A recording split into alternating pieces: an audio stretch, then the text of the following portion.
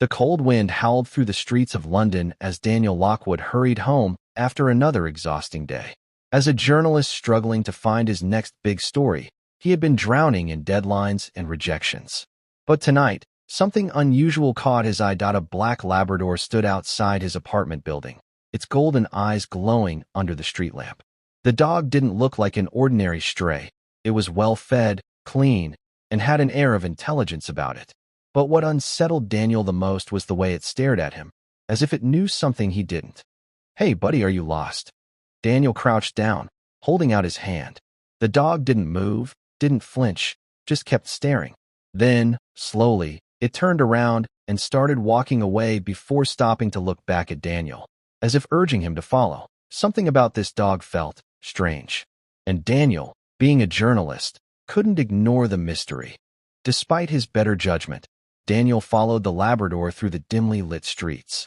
The dog moved with purpose, leading him through alleys and quiet lanes until they reached an abandoned warehouse on the outskirts of the city.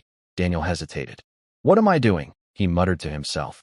The dog stopped at the entrance and barked once, a deep, commanding sound. Then it pawed at the door. Heart pounding, Daniel pushed the rusty door open. Inside, the place was dark and smelled of dust and decay. But then, he heard something. A faint, muffled sound. Daniel switched on his phone's flashlight and scanned the room. In the far corner, a small cage was hidden beneath a pile of old boxes. And inside the cage was a girl. A young girl, no older than 10, bound and gagged, her tear-filled eyes pleading for help. That Daniel's breath caught in his throat. His mind raced. Who was she? How did she get here? And most importantly, who had locked her up? But before he could react, the dog growled. A deep, warning growl. Someone else was here. Daniel quickly freed the girl, who clung to him, trembling. "It's okay," he whispered. "You're safe now." But then, footsteps echoed in the warehouse. A shadow moved. A tall man emerged from the darkness, his eyes narrowing at Daniel. "You shouldn't have come here," the man said coldly. Before Daniel could respond, the dog lunged. It tackled the man to the ground, growling fiercely.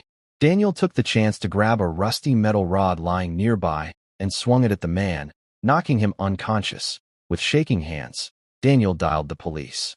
Within minutes, sirens filled the night, and officers stormed the warehouse. The girl, her name was Emily, had been missing for 2 days. She had been kidnapped, but no one knew why. And the dog? The police checked for a microchip. His name was Shadow. He belonged to Emily's family. The loyal Labrador had been searching for her all along, leading Daniel straight to the truth. Days later, Daniel visited Emily's home. She hugged Shadow tightly, tears of gratitude in her eyes. "Thank you," she whispered, looking at Daniel and then at her beloved dog. Daniel smiled, kneeling to scratch behind Shadow's ears. "You're the real hero, buddy." As he walked away, he realized something.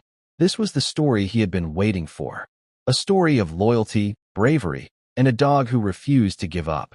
And as he looked back one last time, Shadow wagged his tail, as if knowing exactly what Daniel was thinking. Some animals weren't just pets. Some were protectors.